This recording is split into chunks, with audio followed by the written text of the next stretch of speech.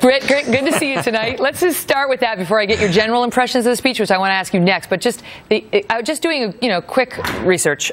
This is not long ago. Republicans, this is the president. Republicans have suspicions. They have suspicions about Social Security, about whether government should make sure kids in poverty are getting enough to eat.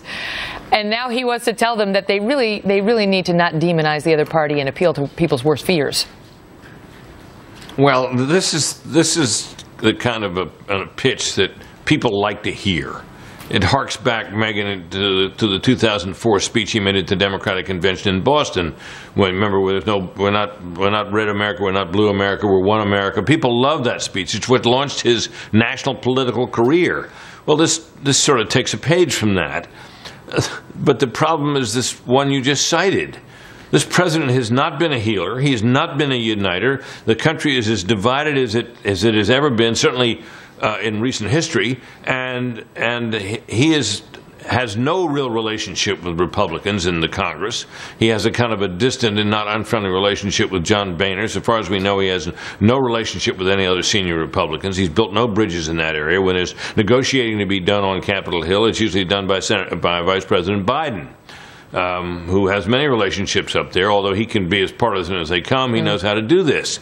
This is something the president's bad at. And look, he's just made a speech in which he outlined a series of proposals which were anything but new and different in the way that you just showed him saying.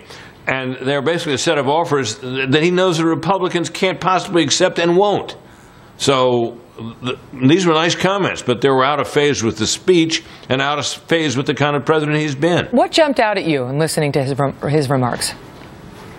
Well, look, I was thinking about it here tonight, and I think as a television correspondent, I've covered 38 State of the Union addresses. Wow. And maybe a little more than that, because the first-year speech in a presidency is often not called that, but be that as it may, 38's about right.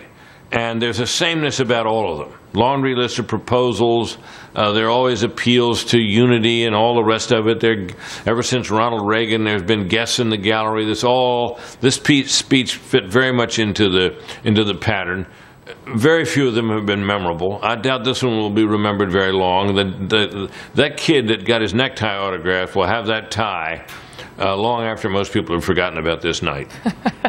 But to hear him up there, like,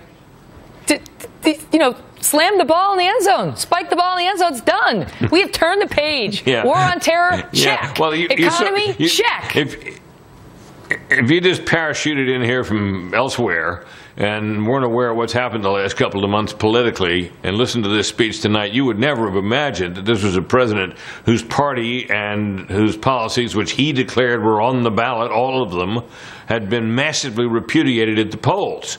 This was an unreconstructed Barack Obama, an unreconstructed left liberal, still pushing the same kinds of policies that he's pushed in many cases, and in fact one might argue most cases unsuccessfully now, for his entire presidency.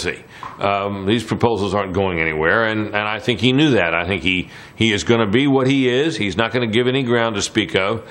He's not going to be able to make deals successfully, because that's not the kind of president he is, and that's where this is going. It says, George Will pointed out earlier, there were 80 more Republicans in that room tonight listening to him than there were when he gave his first address after becoming president. Brit, great to see you. And fewer Democrats in any time since sometime back in the 20s, so things have changed a lot, and not for the better in his party. All is well, because as he pointed out, he won twice. Hey, I'm still here. Yeah, he was.